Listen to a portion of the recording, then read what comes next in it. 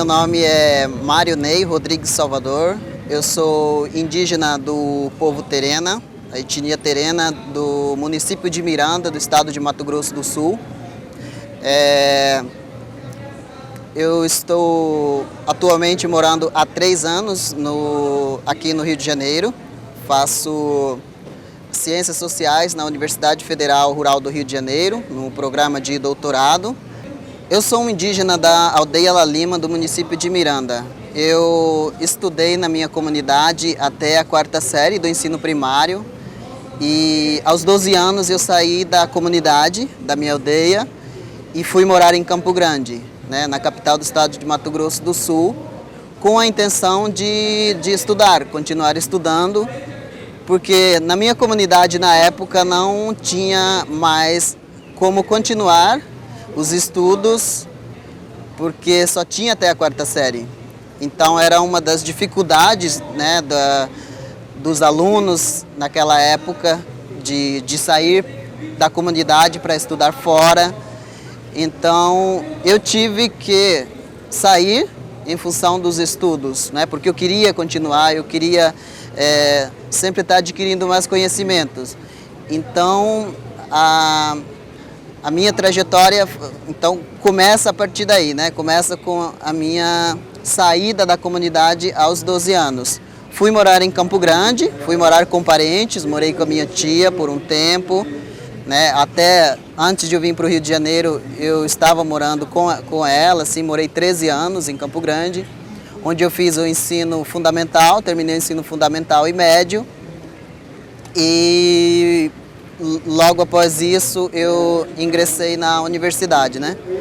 Porém esse período também é um período foi um período difícil, foi um período de muito sacrifício, né, para estudantes que saem de uma comunidade, que vai morar na cidade, que não tinha muito contato com esse meio urbano. Então é bastante difícil você também chegar na cidade, são outras culturas, outras formas de interação, diferente daquela que você estava acostumado na sua comunidade.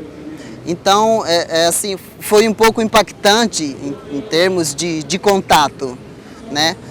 Mas eu acho que pelo fato de eu ter saído um pouco cedo da comunidade, né, aos 12 anos, facilitou um pouco essa interação, que eu fui aprendendo, né, as coisas da cidade. Isso foi facilitando com que eu pudesse, mais para frente, entrar numa universidade. Então eu terminei o ensino médio e nesse meio período também eu busquei trabalhar em algumas coisas, né? Trabalhava como lavador de carro na cidade, lavava calçada, trabalhava numa residência, né? Limpava um terreno para poder ganhar um dinheiro para a gente poder sobreviver na cidade, né? Porque a minha família, os parentes que moravam também em Campo Grande, não tinham condições, né, de estar dando condições melhores para a gente permanecer ali. Então a gente tinha que ajudar, eu tinha que trabalhar um pouco, né, caçar algum meio de conseguir recursos para ajudar também a minha família que morava ali na cidade. Então, nessas atividades, né, até atingir aí os 18 anos, para conseguir um trabalho, né, que fosse remunerado, tal, né, tirar todos os documentos necessários também para ingressar no mercado de trabalho, foi um período muito difícil, não foi um período fácil em termos de, né, sobrevivência dentro da cidade. E aí, terminando o ensino médio, eu fiquei 1 ano sem estudar, porque eu não consegui ser aprovado nos vestibulares, nas universidades. Eu fiz, né, em Campo Grande, em Dourados, na Universidade Federal, e não consegui ser aprovado. E logo depois, no ano seguinte, 1 ano depois que eu terminei o ensino médio, eu tentei novamente o vestibular. Prestei nas universidades públicas e na universidade particular, né, na Uniderp, que é uma universidade particular de Campo Grande, do estado do Mato Grosso do Sul, e também na UCDB. Então, eu fui aprovado nessas duas, né? Eu prestei para vestibular para o curso de matemática na Uniderp e administração na UCDB. Sendo aprovado nas duas, eu escolhi uma delas. E aí eu fui para a UCDB, né, no curso de administração, que também não foi um período fácil, porque eu tinha que pagar a universidade, era uma universidade paga, e eu recém tinha entrado num trabalho em que eu trabalhei de serviços gerais, na função de serviços gerais, na limpeza de prédios públicos na época que a empresa trabalhava com licitações, pegou um prédio do INCRA até na época em que eu trabalhava, fazia limpeza do local tal, e com isso eu conseguia alguns recursos para estar pagando a universidade e dando continuidade aos meus estudos. Então, na verdade, nesse período, o meu salário do trabalho que eu tinha não era suficiente para pagar a parcela do curso. Então, assim, eu fui acumulando, junto à universidade, uma dívida muito grande, né, do curso de administração, sendo que no primeiro semestre eu não tinha bolsa, não consegui bolsa nenhuma, então eu tive que pagar todo o curso. E aí, quando finalizou o primeiro semestre do curso de administração na UCDB, eu praticamente tinha pagado apenas a matrícula e uma mensalidade. Então eu tinha aí mais 5 meses praticamente, né, de dívida junto à universidade. E isso fez com que eu tivesse dificuldade, chegando a pensar que naquele momento eu pudesse desistir do curso, porque eu não tinha bolsa, o meu trabalho não dava para pagar a dívida que eu tinha junto à universidade, mas aconteceu de que eu consegui, naquele mesmo período, em julho, foi em julho de 2004, eu consegui uma bolsa da UCDB, né? Consegui 50% de desconto e também foi através da FUNAI eu consegui 25%. Então, isso me possibilitou a dar continuidade ao curso de administração. Então eu terminei esse curso, na verdade, com essas bolsas, né, bolsas parciais dessas duas instituições, me permitiram então terminar o meu curso de administração. Só que eu sempre tive vontade também de estar trabalhando com as questões indígenas, de estar trabalhando para voltar um dia, através do meu conhecimento, beneficiar o meu povo, né, as populações indígenas, que eu sempre, a partir do momento que eu entrei na universidade, que eu comecei a ter esse contato, né, com esse social urbano, né, eu comecei a enxergar também um pouco do meu povo, da minha população, que é uma população muito excluída dentro da estrutura social, né, do país como um todo. Então eu comecei assim a criar, né, a tentar construir na minha cabeça essa vontade de trabalhar para a minha comunidade, para o meu povo, para o meu local de origem. Então, eu comecei a pensar como é que eu pudesse chegar a atingir esse objetivo. E somente eu conseguiria atingir isso através de mais conhecimento, né? Foi onde eu passei a pensar num mestrado, num doutorado, e então eu comecei a correr atrás desses objetivos. Só que para mim também era muito difícil, porque eu não tinha como, eu não sabia quais os caminhos seguir, né, para estar fazendo um mestrado, para estar fazendo um doutorado. Então, assim, na dificuldade também que a gente tinha na família, de dificuldades financeiras, né, e eu tive que trabalhar, continuei trabalhando em Campo Grande, mas sempre também buscando caminhos para que eu pudesse continuar nos meus estudos. Então foi quando eu fiquei sabendo da seleção que a Fundação Ford fazia para bolsistas indígenas, para a seleção de bolsistas indígenas, que trabalhasse com questões indígenas e também negros, quilombolas. E aí eu, tomando conhecimento desse programa, um programa de bolsas de pós-graduação da Fundação Ford, eu enviei um projeto, um projeto de pesquisa para a Fundação Ford. Então, eu, na época, enviei uma pesquisa que pudesse ser voltado para a população indígena, para o povo Terena. Foi quando eu fui selecionado, entre 200 bolsistas. Depois teve uma outra seleção de entrevista, que foi selecionados apenas 35 indígenas. Então eu fiquei dentro desse grupo dos 35 selecionados e eu consegui então uma bolsa para fazer um curso de pós-graduação que pudesse ser tanto no Brasil quanto no exterior, Então, aí isso foi na verdade uma vitória para mim enquanto indígena, pensando em toda essa trajetória, saindo do meu local, de uma aldeia, de uma comunidade, no Pantanal Sul-Mato-Grossense. Então isso foi muito significativo para mim, enquanto indígena. E aí, através desse programa, eu consegui então acessar ao mestrado, que era o que eu queria, Era o meu objetivo principal dentro dessa trajetória acadêmica, fazer um curso de mestrado. E aí eu comecei a ver, a nível de Brasil, algumas instituições que eu pudesse estar ingressando. Então eu procurei inserir as comunidades indígenas, pelo menos a comunidade na qual eu vivo, que também faz parte desse rural brasileiro.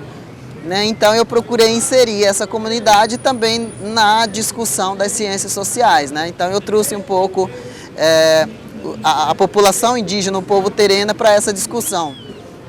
Então dentro do programa eu tive esse espaço, aqui na Universidade Federal Rural do Rio de Janeiro, abriu esse espaço para a gente estar discutindo a questão das populações indígenas do Mato Grosso do Sul. Então, a partir disso, eu conheci também dentro da universidade o meu orientador atual, que é o Andrei Cordeiro Ferreira, que ele trabalha com as questões indígenas, fez pesquisa no Mato Grosso do Sul, com a população da terra indígena de Cachoeirinha. Então, foi através desse contato também que eu consegui também inserir mais dentro das discussões das políticas indigenistas, daquilo que vem sendo tratado as populações indígenas. Então isso me permitiu também entrar nos movimentos indígenas, que é o que a gente mais trabalha hoje, assim, que a gente está mais atuante, através muito dessa rede de relações que a gente construiu na Universidade Federal Rural do Rio de Janeiro.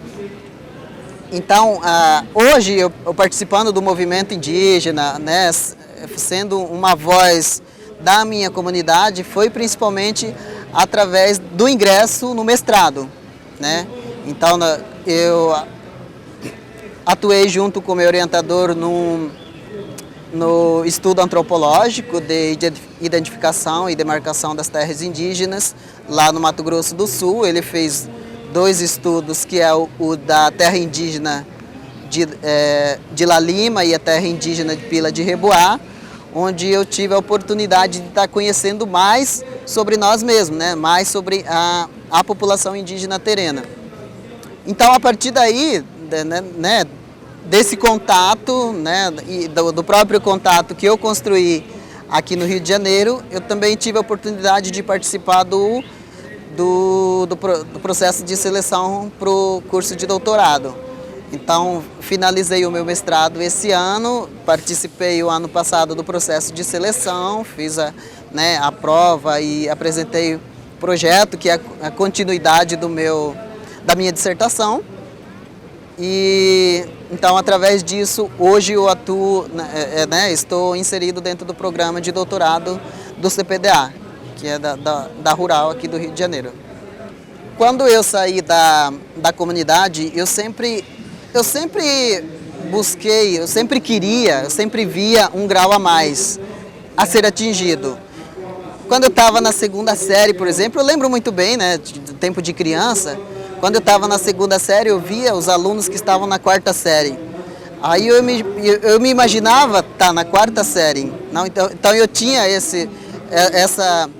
essa linha, né, de objetivos, assim, sempre o grauzinho a mais que eu tinha que alcançar, eu sempre estava de olho naquilo. Quando eu cheguei na quarta série, falei, puxa, e agora? Eu quero entrar na quinta série, eu quero estar na sexta, eu quero terminar o ensino fundamental. Então eu sempre tive esses objetivos, né, e um pouco também no passo a passo da trajetória acadêmica.